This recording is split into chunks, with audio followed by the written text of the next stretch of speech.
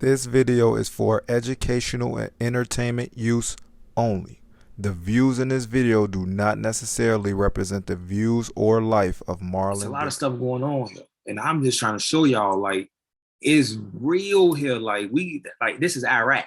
It ain't Iraq, but it's Iraq because it's Iowa. You know, you got people from Chirac coming to Iowa that's making it Iraq. You feel me? And all these guns going in and out. Like, you see what's going on? Like, people from different cultures, countries, and stuff that's here. These people are doing stuff. Like, so don't think that it's just the blacks. As you guys can see, I showed you it's the whites. I showed you it's foreigners. I'm showing you what's going on here. So you know what's going on here. Welcome back to Duffle LO, to sit down, you guys. And we're still with the Iowa videos, but we in Cedar Rapids now. We did a little Waterloo, did a little Iowa City. Let's stick to Cedar Rapids really fast. So in the last video, I showed you guys how the Senator Chuck Grassley, he ended up wanting the investigation done on the post office on the northeast side of Cedar Rapids, which is where a lot of the people with Chichinga live. So the first time to the video, consider watching the entire video. This is going to get very interesting. I promise you. Give me 3 minutes and I guarantee you it'll be interesting. So like, share, subscribe, leave a comment below. When you do subscribe, make sure you guys hit the bell. Hit the thumbs up so we can beat the YouTube algorithm, get those subscribers up. We're trying to reach 1,000 subscribers. Like, we have to get this information out there. A lot of this is funny, but just watch this. I told you guys, you go into these fast food restaurants and you don't know what's in these fast food restaurants or what's going on now. This is why. This is what goes on in Iowa. August 5th, 2015, Lee Hermiston, after active meth lab found Cedar Rapids Taco Bell stays closed. They had an active, they was making meth in Taco Bell. They making tacos and meth at the same time. You probably had meth fumes in your tacos. You probably had a little sprinkle of meth on your taco.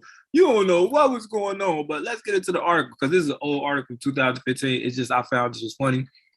And this is actually in Cedar Rapids. It's still open today.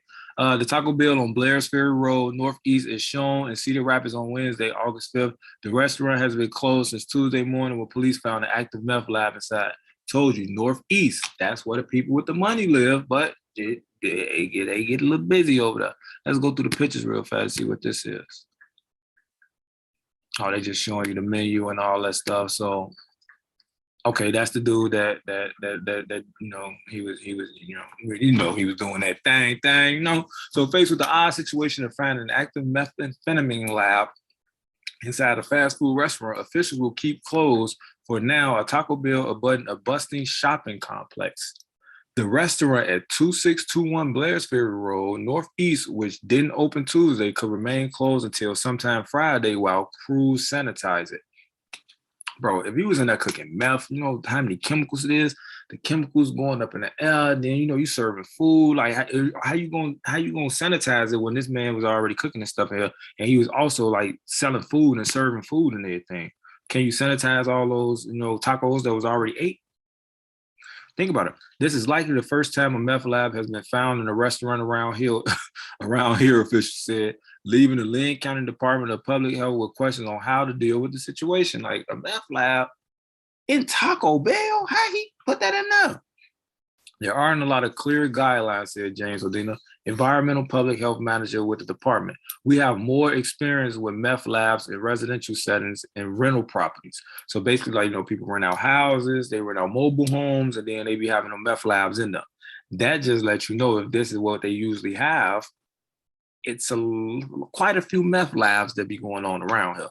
Cedar Rapids police went to the Taco Bell early Tuesday morning after receiving reports of suspicious people in the area. Police said they found Christopher A. Matthias, 31, and Kent J. Doobie, 56, outside the restaurant and took them into custody. Matthias identified himself as an employee. Police said they noticed a peeled lithium battery. Lithium battery strips are used in making meth by Matthias' feet. A Taco Bell manager allowed officers to search the restaurant. According to a criminal complaint released Wednesday, police found an active lab with fuel, lye, drain cleaner, and other items used to make meth. And they said they found 1 or 2 grams of meth at the scene. He had already made some. Crazy. The records do not say where inside the lab was found, but a police spokesman said remnants of the lab were found in a utility room. See, they ain't telling me where we found it.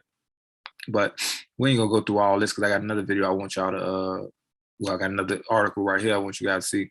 No state laws or local ordinances appear to exist that say how much meth labs in public areas or in homes should be removed or cleaned, but the U.S. Environmental Protection Agency has issued guidelines that many agencies follow. The method include heating up the areas to rid them of chemicals, using special detergents or pressure washing. The methods for cleaning up after a meth lab at a restaurant are likely the same for cleaning at the home.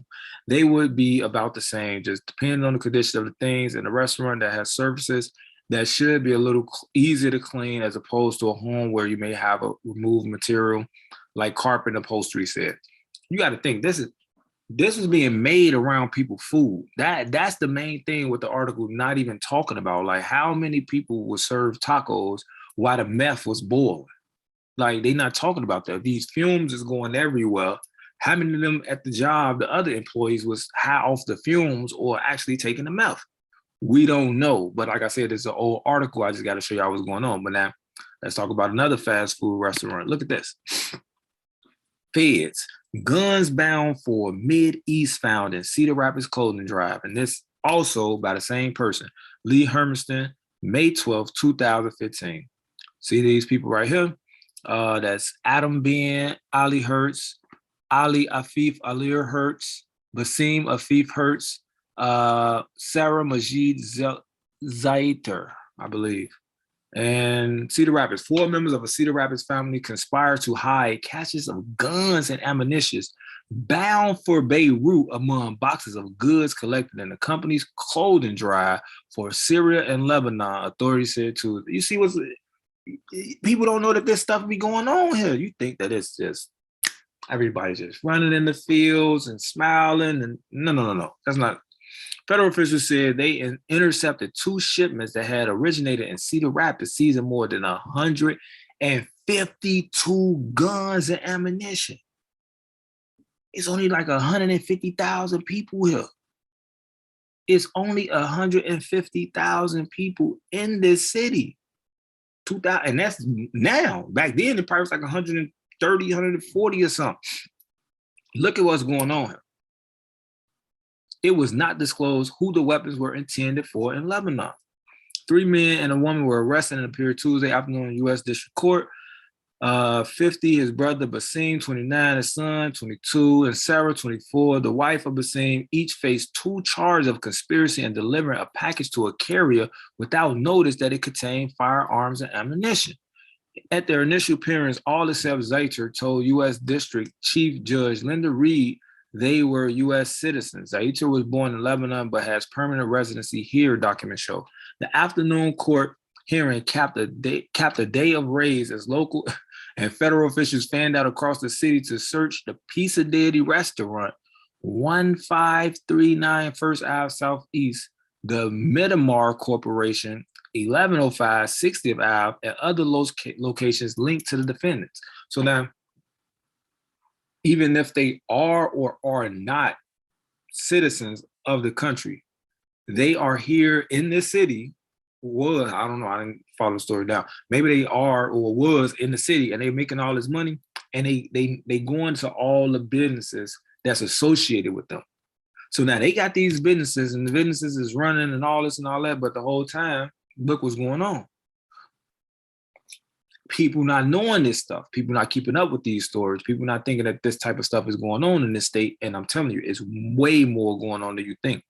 A federal complaint examined by the Gazette paints a picture of a conspiracy that came to light last year when an unnamed firearms dealer in Eastern Iowa became suspicious of large purchases of handguns, rifles, and ammunition and tipped off authorities. What I tell y'all, a lot of people be doing that here. Y'all got to understand that this is the culture here. They tell. An investigation into the tip revealed additional purchases at other dealers, all made legally, and led authorities to 4 defendants in Tuesday's raids, which bills itself as a leading U.S.-based halal food brand. According to Facebook posts and court record, the company held a clothing drive to collect items for refugees from Syria and the region stranded in Lebanon.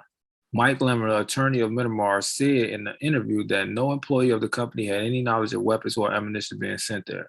Minimar contracts with others like Hers Enterprises, which is the family referred to in the complaint, who uses export services. Minimar is not responsible for bill lading. They don't check the containers. That Hertz and others, like basically that's Hers and others' responsibility, which is the family that's up there, is using Minimar's shipping resources, but the individual companies using the services are responsible for certifying the contents to comply with export laws. He said Minimar was responsible only for goods associated with the clothing drive had organized.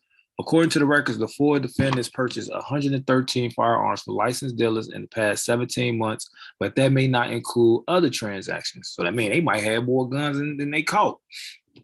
On March 24th, Homeland Security agents checked records of outbound international cargo shipments and discovered that a freight container being sent to Beirut showed that the exporters as Hers Enterprises under the name of Adam Hers on Catskill Street Southwest. 2 days later, the container was intercepted in Norfolk, Virginia. Records show it contained 53 firearms, parts, and more than 6,800 rounds of ammunition hidden in skid loaders. They was planning on getting busy. So, in the same container, clothing, shoes, honey, household supplies, and a piano were found. Some boxes had Minimar branding and had serial written on them, the record show. The firearms had been removed from their original packaging and some were placed in plastic bags similar, if not the same as bags used by the Pizza Daddy store, courts documents show. So because they seeing these names on these packages and they looking at the guns, they know where it's going, okay, we gotta go search them businesses because some gotta be, something that's linked to. They did the investigation. So I said, we ain't gonna read all this stuff, it kind of get a little long. Let's see. Excuse me. On May 8th, officers searched the container and said they found 99 firearms, more than 9,500 rounds of ammunition, and various firearm parts and accessories. Guns and ammunition were also found concealed with suitcases and boxes containing clothing. So it's the same thing. A total of 152 firearms were seized from the two containers. Another container was not interdicted.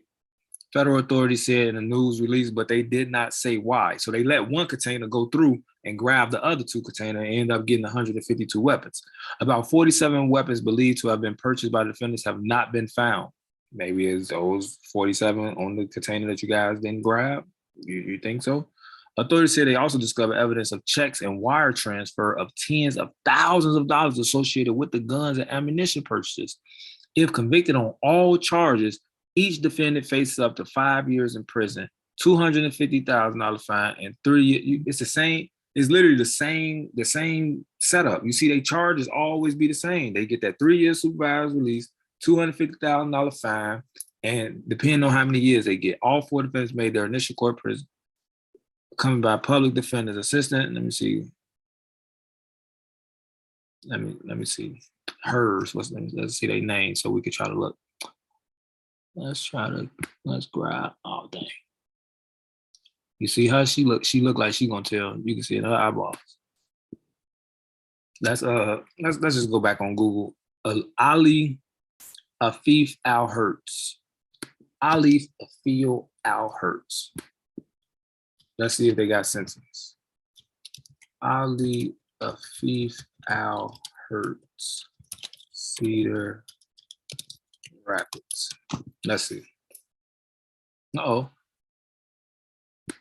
They said they got sentenced. Third person sentenced in scheme to smoke guns to Lebanon is ordered to serve 342 months in federal prison. Whoa, that's a lot of months. So let's see what the other ones. All their sentences right here. So Al Hertz was sentenced to 342 months.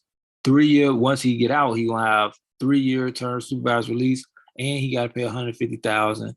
Adam, which is his son, was sentenced to 240 months, and he ain't got to pay no fine, but he got 3 years supervised release. Ali, the sister-in-law, was sentenced to serve 87 months. So I guess both of them was got 87 months.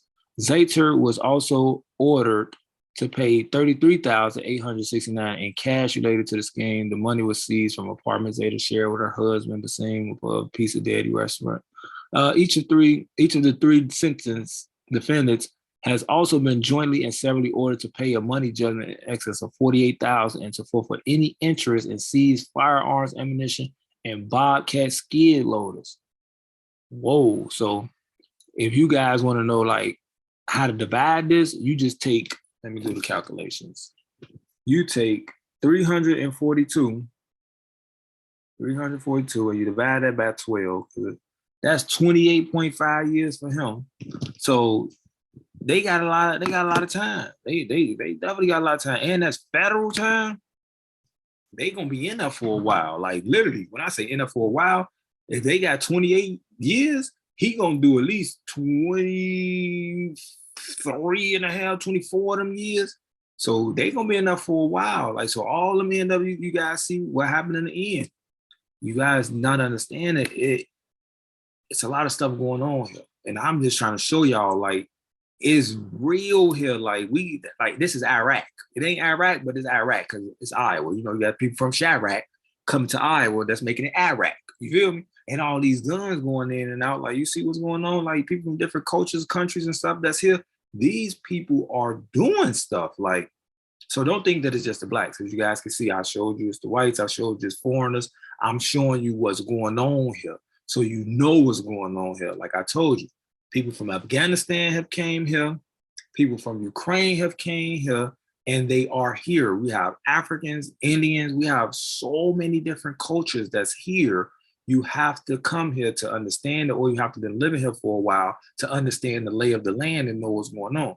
Me, like I said, I've been living here since 2010, and I've been living here in Cedar Rapids since 2011. So I've seen a lot. Been outside and, you know, been around some people and seen some things. So I know what's going on. So that's why I'm showing you guys, like, Iowa is not just cornfields and corn and everybody's just hunky-dory. You know, that's not how it is.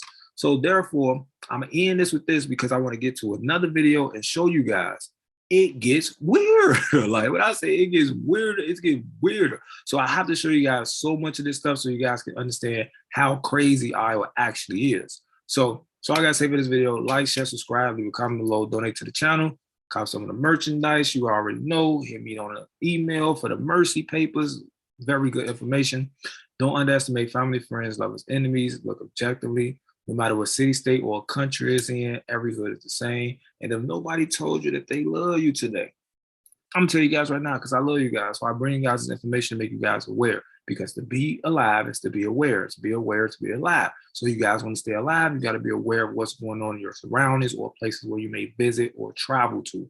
So I'm just letting you guys know what's going on in Iowa. I always told you guys I was living in Iowa. I never told you guys what was going on in Iowa. I told you about everything else that's going on in the world. Now I'm hitting you with the Iowa videos. So we got to continue. I'm going to see you guys on the next video. Duffle. This video is for educational and entertainment use only. The views in this video do not necessarily represent the views or life of Marlon Dixon.